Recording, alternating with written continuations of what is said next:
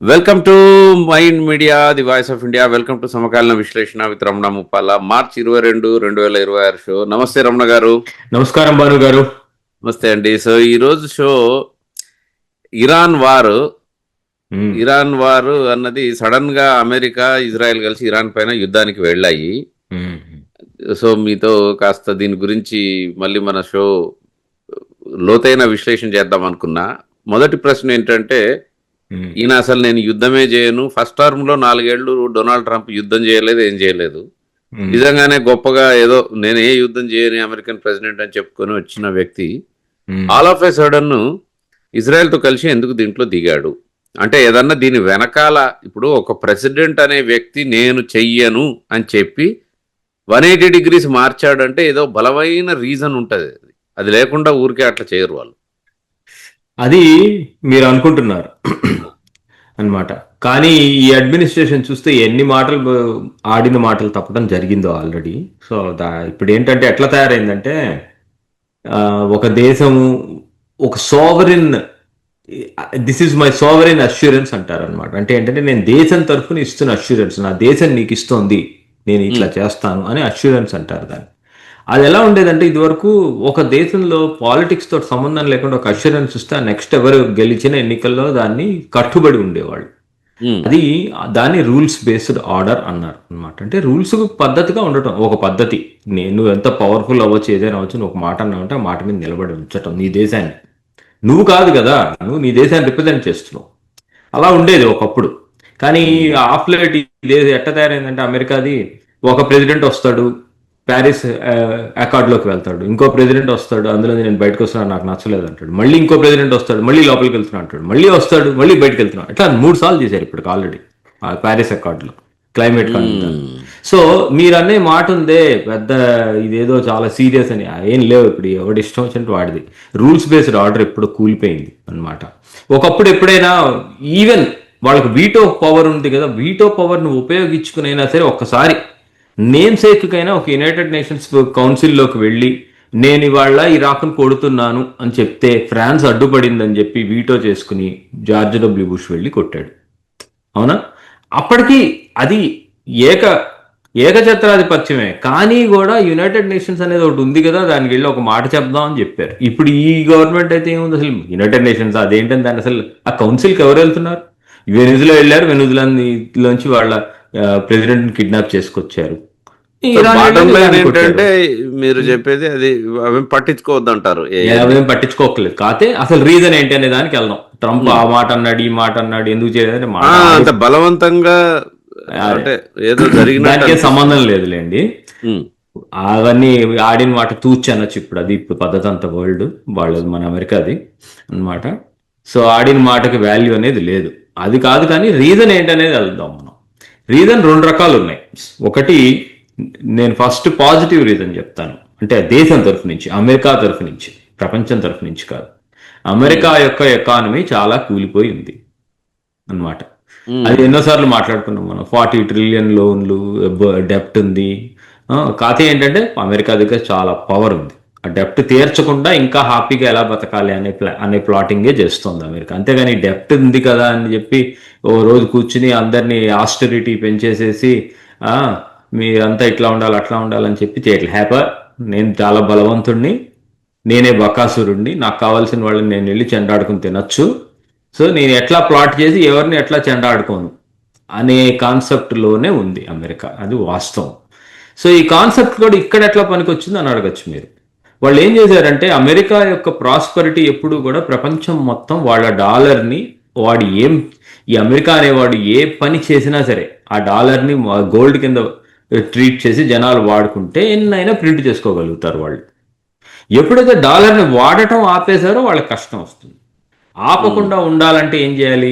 జనాలందరినీ భయపెట్టి భయభ్రాంతులు చేశారు. బకాసురుడు కనుక ఊరి మీద పడి మన మహాభారతంలో అందరినీ చెడా తినేస్తుంటే వాళ్ళకు డీల్కి వస్తారు. అట్లా అందరినీ తినవాకయ్యా, మేమే పంపిస్తాను నీకో బండెడు అన్నం, రోజుకో మనిషిని, 2 ఎద్దుల్ని అని వస్తారు. ఆ టైప్లో ప్రపంచాన్ని మొత్తం చెడాబడా కొట్టేస్తే వాళ్లే డీల్కి వస్తారు కదా. ఏంటి ఆ డీల్? సరేనైనా నీ డాలర్ ఏ కాగితం అయినా చెత్త కాగితం అయినా దాన్నే వాడతాము అని వస్తారు. అట్లా చేయటం కోసమని చేస్తున్న పనులు ఇవన్నీ. అది అందులో కూడా ఒక టెక్నిక్ ఉంది. Dollar is more associated to petro dollar అంటారు. అందుకని పెట్రోలియం కంట్రీస్ని కనుక చేతిలో పెట్టేసుకుంటే ఫస్ట్ కబ్జాలో మిగతా వాళ్ళందరూ దారిలోకి వస్తారు. అందుకని ఏం చేశారు, ఫస్ట్ వెనుజులాకి వెళ్ళి వాడిని కిడ్నాప్ చేసుకొచ్చేసారు. అక్కడ ఉండేవాడిని, అది నాదే అన్నారు వెనుజులా. ఇప్పుడు అలానే కనుక ఇక్కడ ఇరాన్ని కొడితే ఇరాన్ ఊరుకోడు. ఇరాన్ ఏం చేస్తాడు, వేరే దేశాల మీద పడతాడు. ఆ చుట్టూరా ఉండే ఇంకో oil countries, Saudi Arabia, United Arab Emirates. So అందరికీ క్రైసిస్ ఉందనుకో, శరణం బకాసురా నువ్వే అంటారు. సో బేసికల్లీ పెట్రోల్ని మళ్ళీ టైటన్ చేసి డాలర్తో ట్రై చేయడానికి చేసినటువంటి యుద్ధంలో వచ్చింది అదే స్కీమ్. ఇది అంతకు మించి ఏమీ లేదు. అందరూ కలిసి ఒక ప్రపంచంలో నువ్వు లేకపోతే నేను లేను అనేటట్టు చేసుకుంటే ఓకే, నేనున్నాను, మీ అందరికి హెల్ప్ చేస్తాను. కాకపోతే నాకు అతను ఇజ్రాయెల్ కి లొంగి చేశాడు అన్నది కూడా విన్నాను నేను. అది రెండోది. ఒకటి ఇది పాజిటివ్ది నేను చెప్పింది, మీరు చెప్పేది నెగిటివ్ పాయింట్ అన్నమాట. నెగిటివ్ పాయింట్ ఏంటంటే అది కూడా వాస్తవం ఉండొచ్చు, అందులో రెండు కలిసి వచ్చాయి ఆయనకి. అంటే అది న్యూస్ ఏంటంటే ఇజ్రాయెల్ దగ్గర ఇతను చేసినటువంటి కొన్ని పనులు ఆ ఎప్స్టైన్ ఫైల్స్ లోనో ఇంకెక్కడనో ఏవో ఉన్నాయి, దానివల్ల అందులోకి వెళ్ళాను. కానీ నేను సింపుల్ ఫాయిడ్ చేసి చెప్తాను, ఈ ఇజ్రాయేలీ వాళ్ళకి వీళ్ళ మీద మంచి గ్రిప్ ఉన్న లాబీ ఉంది అమెరికా మీద. ఓకే, ఎట్లా ఉంది అంటే అనేక రకాలైన స్పెక్యులేషన్ లోకి వెళ్ళచ్చు, ఎప్స్టైన్ అనొచ్చు, ఏదైనా అనొచ్చు అన్నమాట. బట్ ఇజ్రాయేలీ వాళ్ళ గ్రిప్ ఉంది కాబట్టి వాళ్ళకి కావాల్సింది వాళ్ళకి కావాల్సింది ఏంటంటే వాళ్ళు ఈ ఇరాన్ యొక్క ఎలిమెంట్స్ చాలా మంది ఎక్కువగా అటు చుట్టూరా ఉండి హెజ్బుల్లా అని, హమాస్ అని, అదని ఇదని కొడుతూ ఉన్నారు ఇజ్రాయెల్ని. వాళ్ళకి చిన్న టైనీ కంట్రీ అది ఇజ్రాయెల్ అనేది. సరిగ్గా కొడితే మంచి న్యూక్లియర్ వెపన్ ఒకటి వేస్తే అసలు రేపు పొద్దున ఇజ్రాయెలే ఉండదు అన్నమాట. అది ఏంటంటే వాళ్ళు అందుకని అది వేసేదాకా ఆగకుండా వేస్తారేమో, ఫ్యూచర్లో ఎప్పుడో 10 ఏళ్ళలాగి వేస్తాడేమో అని వాళ్ళే ఆలోచించి వాళ్ళు థ్రెట్ని తీసేస్తూ ఉంటారు వాళ్ళు ఆ చుట్టూరా అనమాట, చేస్తూనే ఉన్నారు. అది చేస్తాను అంటే వద్దు, చేయొద్దు అంటూ వచ్చింది అమెరికా. ఏదైనా చేసుకో కానీ ఇరాన్ని మటుకు ముట్టుకోవాకు అని చెప్పింది అమెరికా వాళ్ళకి. ఇప్పుడు ఏమైందంటే వాళ్ళు లాబీ చాలా స్ట్రాంగ్గా మాట్లాడో లేకపోతే ఏం చేశారో మొత్తానికి ట్రంప్ను మటుకు కన్విన్స్ చేశారు ఇంకా ఇరాన్ని కొట్టేయాలి అని. ఒకటి ఇది మొత్తం చెప్పిన దానికి సమాధానం ఏంటంటే, ఒకటి Israel has a very good grip on America. వాళ్ళు కన్విన్స్ చేశారు ట్రంప్ గారిని ఇరాన్ని కొడదామని. రెండు, పెట్రోలియం ప్రొడక్ట్స్ని వేరే కరెన్సీలో కాకుండా కేవలం డాలర్లో కనుక ప్రపంచాన్ని కొనేటట్టు చేయాలి అంటే ఏం చేయాలి అనే దాంట్లో వెనుజులా తర్వాత ఇరాన్ అనేవి పర్ఫెక్ట్ ఫిట్ అవుతాయి వాటికి. ఆ రెండు కలిసి వచ్చాయి. సో కొడదాం కొట్టడం మొదలెట్టారు. Okay, win win. ఇజ్రాయెల్ కి win win, America petro dollar concepts కి విన్ విన్. ఓకే, సో అన్ని రకాలుగా అయింది ఇది. ఓకే, ఇప్పుడు నెక్స్ట్ నా ప్రశ్న, లాస్ట్ ఇయరే దానిపైన విరుచుకుపడ్డారు. అప్పుడే కొన్ని మిసైల్స్ పడ్డాయి, అదయ్యా ఇది హడావుడి అయింది. ఇంకా ఇది చల్లబడిపోయింది అనే టైంలో మళ్ళీ ఇది రెండో దఫా. అయితే లాస్ట్ టైము ఇజ్రాయెల్ మొదలు పెట్టింది, అమెరికా కూడా చేసింది, కానీ వీళ్ళు ఇరాన్ వాళ్ళు ఏం పెద్దగా రెస్పాన్స్ కాల.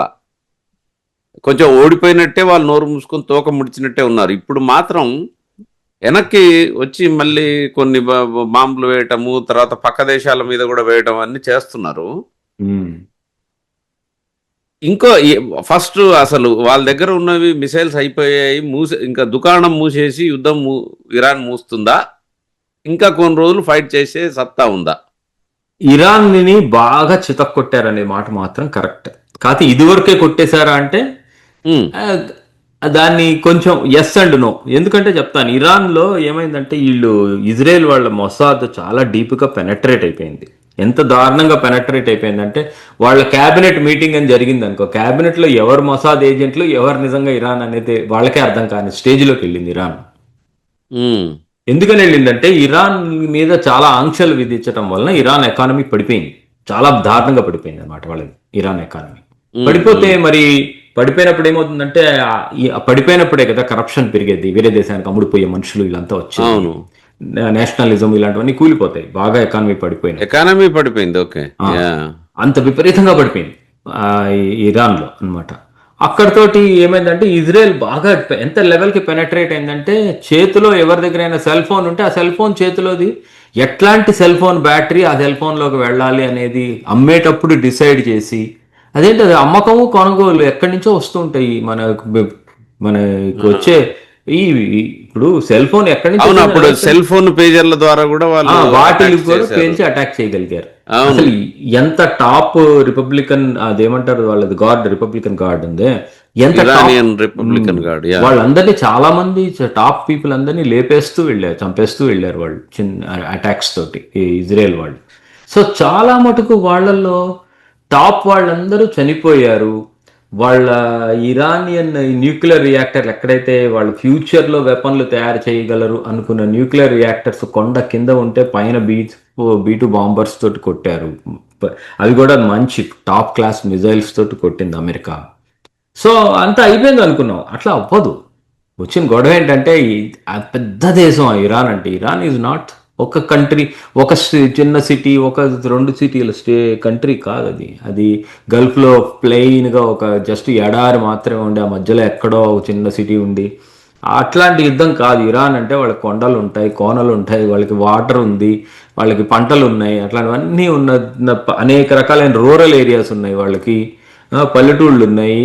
అంత పెద్ద దేశాన్ని ఎక్కడా ఎవ్వడు దాక్కోకుండా ఎంత స్కాన్ చేసి ఏం చేసినా అందరినీ కొట్టేయటం, వాళ్ళ దగ్గర ఉన్న ప్రతి వెపన్ ఫైనల్ వరకు బుల్లెట్ లేకుండా చేయగలను అనుకోవటం, అది విడ్డూరం. కాకపోతే అలా అనుకున్నారు. వచ్చిన గొడవ ఏంటంటే అలా అనుకుని కొట్టారు. ఇప్పుడు మీరు అడిగిన క్వశ్చన్లో బాగా చితక్ కొట్టారంటే బాగా చితక్ కొట్టారు, నిజమే అన్నమాట.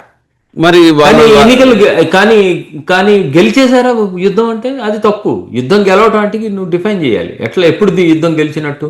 ఇరాన్లో ఏ రిజైమ్ అయితే ఉంచనన్నావో ఆ రిజైమ్లో టాప్ 10% లేయర్ అంతా చంపేసావు, బాగానే ఉంది. 10% చంపిన తర్వాత కూడా మిగతా ఇంకో లేయర్ తయారైంది. నువ్వు రిజైమ్ నేమ్ మార్చలేకపోయావు, నీ కొత్త లీడర్ నేమ్ పెట్టలేకపోయావు. అదే కాదు, వాళ్ళకి నిజంగా అసలు థ్రెట్ లేకుండా చేసుకోగలిగావు ఏం లేదు. ఇవాళ కూడా ఇజ్రాయెల్ వాళ్ళ మీద ఇరాన్ వాళ్ళు చాలా మిజైల్స్ కాదు, డ్రోన్ వార్ఫేర్ వేస్తూనే ఉన్నారు. వాళ్ళ దగ్గర ఏంటంటే డ్రోన్స్ తోటి యుద్ధం చేస్తున్నారు. చీపెస్ట్ డ్రోన్ వాళ్ళది ఆ షహీద్ అంటారు అనమాట. అది $5,000 పంపిస్తారు. అది అందులో మనుషులు ఉండరు, ఏముండదు. అది వెళ్ళి ఏదో ఒక బిల్డింగ్ని గుద్దుతోంది, ఆ బిల్డింగ్లో యుద్ధం మంటలు వస్తున్నాయి, లేదా వెళ్ళి ఒక పెట్రోల్ అంటున్నాను, వాళ్ళ ఆయిల్ రిసోర్సెస్, ఆయిల్ రిఫైనరీలు వాటిని కొడుతూనే ఉంది. బాగానే డ్యామేజ్ చేయగలుగుతుంది చిన్న దాంతో, ఆ మ్యూనిషన్స్ తోటి వాళ్ళు. సో అది చేయగలిగిన నాళ్ళు ఇరాన్ నువ్వు ఎంత కొట్టానని గొప్ప చెప్పుకున్నా, అంత యుద్ధం అయిపోయిందని చప్పట్లు కొట్టుకున్నా వాడు ఒకటి మళ్ళీ రేపు పొద్దున పంపించి ఇంకో బిల్డింగ్ కూల్చాడు అనుకో, అంటే యుద్ధం బేసికలీ అంటే కంటిన్యూ అయితే వాళ్ళ దగ్గర స్టాక్ పైల్స్ ఉన్నాయా, అది నా ప్రశ్న. ఇంకా ఉన్నాయా అవి మిసైల్స్? ఉన్నట్టే లెక్క. 24 గంటల క్రితం ఇజ్రాయెల్లో అదేంటి ఈ సిటీ పేరు డామినా అనే సిటీని చితక్కొట్టింది, బాగానే కొట్టింది. సో ఈ లెక్కన చూస్తే లాస్ట్ ఇయర్ లాగా కాకుండా ఇది నడిచేలా ఉంది ఇంకా. అంటే ఇరాన్ వద్ద అయితే ఉన్నాయి ఎగ్జిస్టెన్షియల్ థ్రెట్ ఇప్పుడు వాళ్ళకి. లాస్ట్ టైం ఏంటంటే ఒక డీల్ లాగా కొట్టారు, నేను న్యూక్లియర్ వెపన్స్ మాత్రమే తీస్తున్నాను, ఆ తర్వాత నీ బతుకు నువ్వు బతుకని. ఇప్పుడు అట్లా కాదు, నీ రిజైమ్ ఉండటానికి వీల్లేదు, నువ్వు మొత్తం మీరందరూ పెట్టే బుట్ట సర్దుకుని వెళ్ళిపోండి, కొత్త గవర్నమెంట్ కావాలి మాకు ఇరాన్లో అని పెట్టారు. వాళ్ళు అన్నారు నువ్వేడువే మాకు చెప్పడానికి, నువ్వు చచ్చే వరకు యుద్ధం చేస్తాం అన్నారు. సరే అని చెప్పి వీళ్ళు చాలా మందిని చంపారు. చంపినా కూడా వాళ్ళు తిరిగి కొట్టకుండా ఉంటారు అని వీళ్ళు ఎట్లా చేయగలుగుతారు? ఇవి ఏంటంటే ఇవి ఇప్పుడు మీ ఇంట్లో కాగితాలు ఉన్నాయండి, మీ ఇంట్లో అన్ని కాగితాలని నేను తీసేశాను అని ఎలా చెప్పగలుగుతాను నేను? మీ ఇల్లే కాగితాలు కర్మాగారం, అప్పుడు అన్ని కాగితాలు తీసేశాను అని చెప్పగలనా నేను? చెప్పలేరు. సో ఒకటి ఉన్నా చాలు నాకు, ఒక్క షహీద్ మిగిలిన ఆ ఒక్కదాన్ని ఏం చేస్తాను? అంటే వాళ్ళు ఒక ఫ్యాక్టరీ లాగా చేశారు. ఓకే, సో వాళ్ళకి పోయిన వాటిని తిరిగి ఇవ్వటానికి రష్యా, చైనా హెల్ప్ చేస్తూనే ఉన్నాయి త్రూ ద ల్యాండ్. అది ఇది వెనకంగా ఏం కాదు, ఓపెన్ గానే చేస్తున్నట్టున్నారు. వాళ్ళు బాగానే చేస్తున్నారు. వాళ్ళేమి కంప్లీట్ గా ఎప్పుడు ఏంటంటే యుద్ధాలతో వచ్చిన పెద్ద గొడవ, నీది పెద్ద దేశం అమెరికా, మంచి వెపన్లన్నీ తీసుకెళ్లి చితక్కొట్టేసే, కానీ ఇంకేముంది చితక్కొట్టని అందరు చప్పట్లు కొట్టుకుంటారు.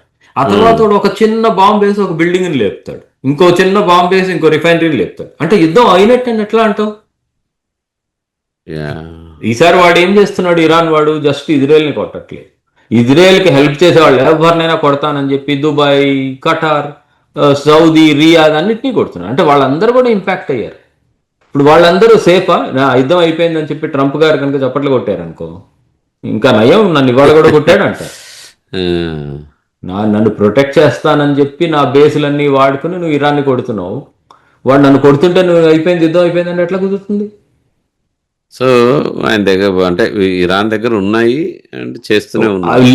ఉన్నాయి అనేది ఖచ్చితం, ఎందుకంటే 24 గంటల క్రితం కూడా కొట్టారు. నిజంగా కొంచెమే ఉన్నాయి, ఇంకెక్కువ లేవులే, ఇంకా 2 రోజుల్లో అయిపోతుందని ఎవరికి తెలియదు. ఎన్నాళ్ళు వెళ్తుందంటే వాళ్ళ దగ్గర ఉన్న నాళ్ళు వెళ్తుంది, ఉన్నవి కొత్తవి రాకుండా ఉన్నాయంటే కొత్తవి కూడా వస్తూనే ఉన్నాయి. వాళ్ళ ఫ్యాక్టరీలన్నీ పడగొట్టాను అంటున్నావు, నీకు ఎవరు నమ్మకం ఏంటి? నమ్మకం అంటే కొన్ని ఏదో వార్తలు ఉన్నాయి, వాళ్ళు ఎక్కడో దాచేశారని కూడా ఎక్కడెక్కడో దాచి ఉండొచ్చు, ఏ కొండ కింద ఎక్కడో తయారీ చేయొచ్చు వీటిల్ని. అవి కార్డుబోర్డులతోటి ఇటు నుంచి మడిచి అసెంబుల్ చేసి వదులుతున్నారు. ఆ కార్డుబోర్డు ఏం సార్, మీ ఇంట్లో మీ మంచం కింద కూడా చేయొచ్చు. అది అంతా ఫ్రేమ్లు పట్టుకొచ్చి ఫిక్స్ చేసి తోసే బ్యాచ్ ఇది. సో నెక్స్ట్ దీంట్లో ఇంకో ప్రశ్న మీకు, అన్ని దేశాల మీద అంటే పక్కనున్న గల్ఫ్ కంట్రీస్ మీద 2 మిసైల్స్ పంపటము, దుబాయ్లో ఎయిర్పోర్ట్ మీద చేయటం, ఖతార్ మీద, కువైట్ మీద కూడా వదిలాడు, మొత్తం రచ్చ చేస్తున్నాడు. భారతదేశం మీద పాకిస్తాన్ కూడా వేయలేదు, పాకిస్తాన్ పైన కానీ భారతదేశం వైపు రాలే, భారతదేశం వైపు ముఖ్యంగా ఏం అనలేదు. భారతదేశం ఇరాన్ అంటే రిలేషన్షిప్స్ చాలా లాంగ్, మంచివి, మేమేం చేయమన్నాడు. పైగా భారతదేశానికి పంపించాల్సిన చమురు అలాంటివన్నీ కూడా వాళ్ళ హార్ముడ్స్, అదే కదా ఇప్పుడు పెద్ద గొడవ అంతా వాళ్ళ దగ్గర. ఇరాన్ కున్న పెద్ద అసెట్ ఏంటంటే, ఇరాన్ కిను యునైటెడ్ అరబ్ ఎమిరేట్స్ కి మధ్యలో ఉండే ఒక బే ఉంది, దాని పేరు హార్ముజ్ అంటారు అనమాట. అది మూసేస్తే కనుక ప్రపంచంలో చాలా కష్టాలు వచ్చేస్తాయి. ఇప్పుడు అది మూసి దాంట్లోంచి కొన్నే వెళ్తున్నాయి, ఆ కొన్ని భారతదేశానికి వెళ్తున్నాయి అనమాట. లే జపాన్ ని కూడా మొన్న వెళ్తున్నాయి, భారతదేశానికి మటుకు కూడా ఆపట్లేదు. ఎందుకు అంటే ఇక్కడ భారతదేశం మరి ఇప్పుడు అమెరికాకి మొన్న ఏదో కొన్ని న్యూస్ కూడా వచ్చాయి, అమెరికా యొక్క నౌకలకి ఏదన్నా సహాయం కావాలన్నా భారతదేశం ఇస్తుందని. అవును, ఎందుకంటే భారతదేశానికి అమెరికాకి కాస్ట్కా ఇలాంటి అగ్రిమెంట్స్ ఉన్నాయి, లాజిస్టిక్స్ అగ్రిమెంట్స్ ఉన్నాయి. సో భారతదేశంలోకి వెళ్ళి అమెరికన్ షిప్స్ అవన్నీ రిపేర్ చేయించుకుంటుంటాయి, రీఫ్యూయల్ చేసుకుంటుంటాయి, అవన్నీ అగ్రిమెంట్ అది అమెరికా తోటి ఇండియాకి. మరి అలా ఉన్నప్పుడు ఇప్పుడు ఒకప్పుడు పెట్రోల్ కొనుక్కోవటము ఇంకా ఏదో చేశారు భారతదేశం వాళ్ళు, ఒక రైల్వే కూడా నిర్మించారు, అవన్నీ సరే, అవన్నీ ఉన్నాయి. కానీ ఎందుకనే చెప్తాను మీకు, అవన్నీ ఎప్పుడు ఉంటాయి తమ్ముడు. మరి ఇప్పుడు ఒక మాట అన్నా మీరేంటి అమెరికాకు అగెనిస్ట్ గా మాట్లాడలేదని ఇరాన్ భారతదేశాన్ని ఎందుకు కట్టడి చేయట్లేదు? ఎందుకు కట్టడి చేయట్లేదంటే ఇరాన్ ఏమి సరైన పొజిషన్లో లేదు. సరైన పొజిషన్లో లేదంటే నేను ఇందాకే చెప్పే, వాళ్ళ ఎకానమీ పూర్తిగా కూలిపోయిందని. ఓకే, కూలిపోయినా కూడా వాళ్ళ ప్రజలు తెలుసు మీకు, అదేదో రెవల్యూషన్ లాగా సిటీల్లో వాళ్ళందరూ ఆడవాళ్ళందరూ బయటకు వచ్చారు, అవన్నీ ఇదివరకు చదువుకున్నాం మనం మధ్యలో. కానీ వాళ్ళ వాళ్ళ పైన ఉండే ఇస్లామిక్ గవర్నమెంట్ ని ఎవరూ పడేయలేదు వాళ్ళ దేశంలో. వీళ్ళందరూ ఏమనుభవించుకున్నారంటే, వాళ్ళు ఇస్లామిక్ దేశంలో వాళ్ళు పడేస్తారు, కొత్త గవర్నమెంట్ ఏదో ఫార్మ్ అవుతుందని ఊహించేసుకున్నారు ఈ వెస్ట్రన్ కంట్రీస్ అన్ని. జరగలేదు, ఎందుకు జరగలేదు అని ఎవరు అడగరు. ఎందుకు జరగట్లేదు?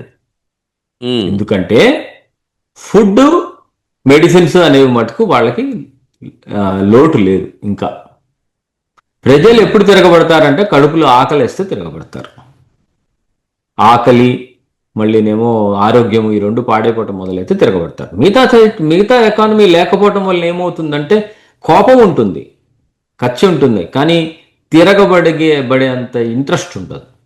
సో వాళ్ళ దేశంలో ఇప్పుడు వీటిలన్నిటికీ బిఫోర్ చెప్తాను, అన్ని దేశాలకు అక్కడ ఉన్న అన్ని దేశాలు అంతే. ఇండియా వచ్చి మాతో హెల్ప్ చేస్తే బాగుండని లోపల అనుకుంటారు, పైకి అవ్వడం అన్నాడు. ఇప్పుడు యునైటెడ్ అరబ్ ఎమిరేట్స్ అవని, సౌదీ అవని, వీళ్ళందరూ. ఎందుకంటే ఒక రోజున మోడీ గారు ఒక స్పీచ్లో అన్నారు, ఈ ప్రపంచం మొత్తానికి నేను 6 నెలలు ఆపకుండా తిండి పెట్టగలను అని చెప్పాడు ఆయన. ప్రపంచం మొత్తానికి భారతదేశము 6 నెలల పాటు కంటిన్యూస్ గా పెట్టితే అంత తిండి ఉంది అని చెప్పాడు ఆయన. సో నేను చెప్పే పాయింట్ ఏంటంటే ఈ దేశాలన్నిటికీ మందు తిండి ఇండియానే సప్లై చేస్తోంది.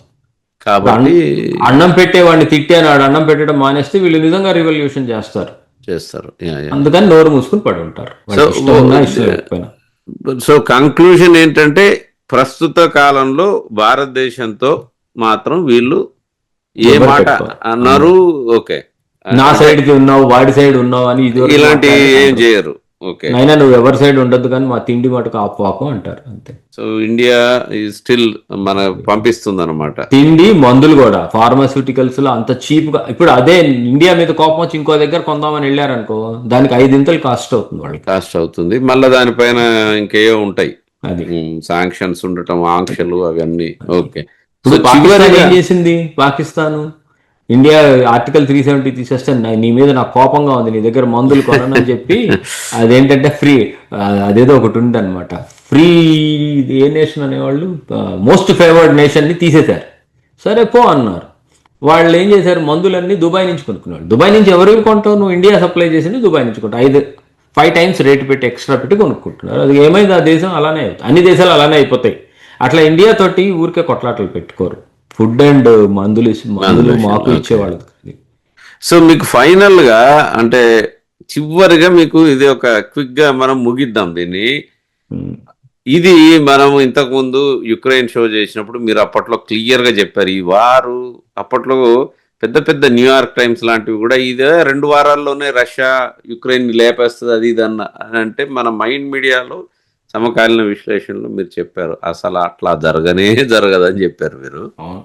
అయితే 4 సార్లు. ఇప్పుడు ఇది నా ప్రశ్న ఏంటంటే, ఇది మూసే బాపత ఓకే ఇంకొక 2 వారాలు 3 వారాలు, కానీ సంవత్సరాల తరబడి నడుస్తుందా?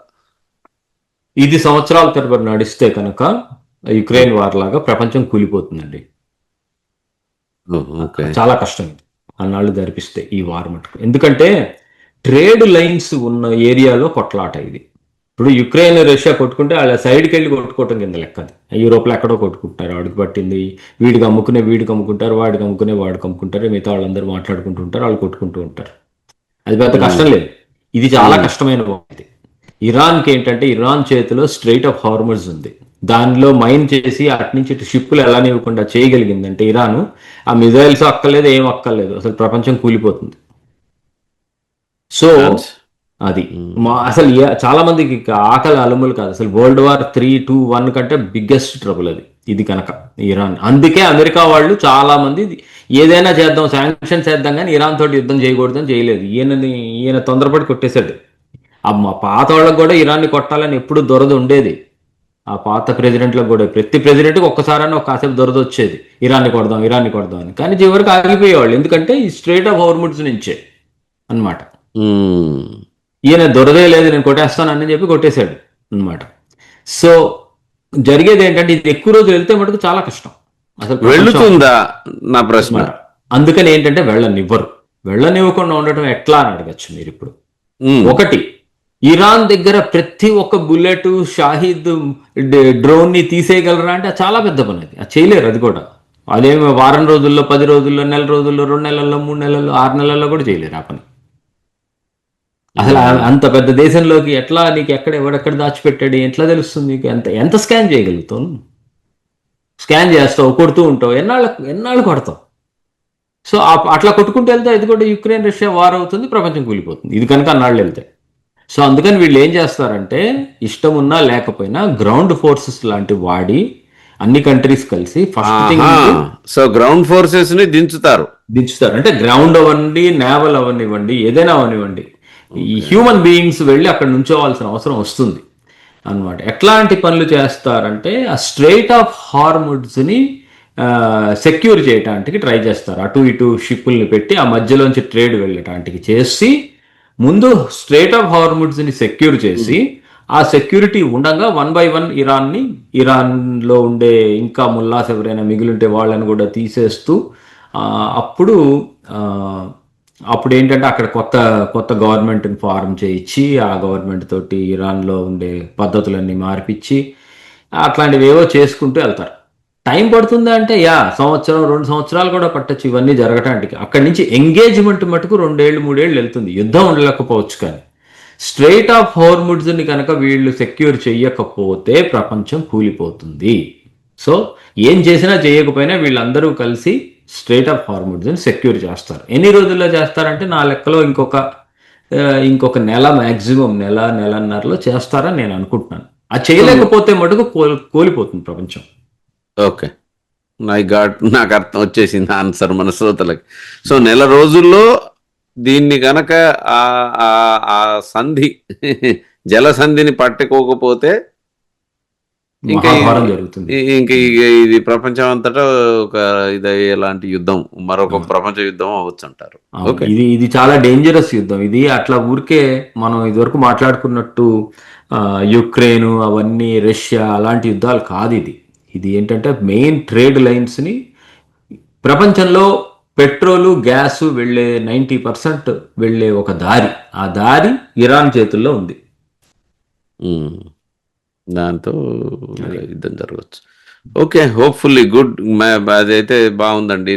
ఐఎమ్ హోపింగ్, అండ్ మన శ్రోతలు కూడా అందరూ అనుకుంటారు, నెల రోజుల్లో ఇదేదో అక్కడికి ఆపేసి ఎవరో ఒకళ్ళు అందరూ అసలు ఇంకా నెల వెళ్ళటమే దుర్భరమైన స్థితి. నెల ఇంకా చాలా ఎక్కువ అంటే ఇప్పటికే రేట్లు పెరిగిపోయినాయి అమెరికాలో. ఇంకో నెల అంటే అప్పటికే అసలు హాహాకారాలతో ఉంటారు, కానీ అవకాశం కనపడట్లేదు. వీళ్ళు ఏం చేయలేరు నెల రోజుల లోపల దీన్ని. నెల తర్వాత కూడా ఒక మాట గుర్తుంచుకోండి, నేను యుద్ధం అయిపోతుందని అయితే చెప్పట్లేదు. ఎంగేజ్మెంట్ విత్ ఇరాన్ మటుకు అవ్వదు, అంత ఈజీ కాదు. చాలా పెద్ద దేశం అది, పెద్ద దేశం అది, అంత సింపుల్ గా కాదు అది. 4 ఏళ్ల నుంచి ట్రై చేస్తున్నాడు ఫ్లాట్ గా ఉండే ల్యాండ్ యుక్రెయిన్, మన రష్యా ఆక్యుపై చేశాడు, చాలా మటుకు ఆక్యుపై చేశాడు. కానీ అంతా చేశారా ఆయన మాత్రం? ఎందుకు చేయలేకపోయాడు? మహాదేశం కదా అది, ఎందుకు చేయలేకపోయారు? అదే ఇదివరకు ఇట్లా యుద్ధాలేమో అంత ఈజీ కాదు, సినిమాల్లో విఎఫ్ఎక్స్ లో చూపించినట్టు. ఇట్ విల్ బి అంత ఈజీ కాదు. వండర్ఫుల్ అండి. సో అదండి ఈ వారం ఇరాన్ యుద్ధం. ఇంకొక నెల రోజుల ప్రెడిక్షన్తో ఉన్నాము. అప్పటి వరకు నెల రోజుల్లో అవ్వకపోతే మాత్రం ఇది పెద్దదే. నెల రోజుల్లో, నేను మళ్ళీ రిపీట్ చేస్తున్నా, నెల రోజుల్లో స్ట్రెయిట్ ఆఫ్ హోర్ముజ్ ని వీళ్ళు సెక్యూర్ చేయాలి ఇంటర్నేషనల్. అంతే అంటున్నా, యుద్ధం అవుతుంది అనమాట అనట్లేదు. అదొక్కటి చేయగలిగితేనే చాలా పెద్ద అచీవ్మెంట్ కింద లెక్క. ఓకే, ఆల్రైట్ రమణ గారు. సో ధన్యవాదాలు. మళ్ళీ మనము కలుద్దాం వచ్చే వారం. తప్పకుండా. ధన్యవాదాలు. Mind Media, the voice of India.